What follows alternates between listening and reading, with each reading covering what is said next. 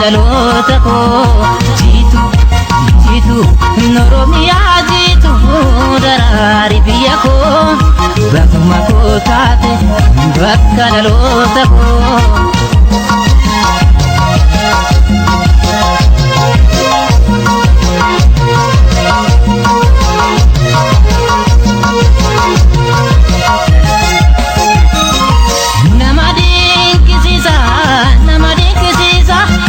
Oromiyaa bareeda magarsa Wallagga Silaale illu rangateeme miidhagummaa isaanii ani itti hime.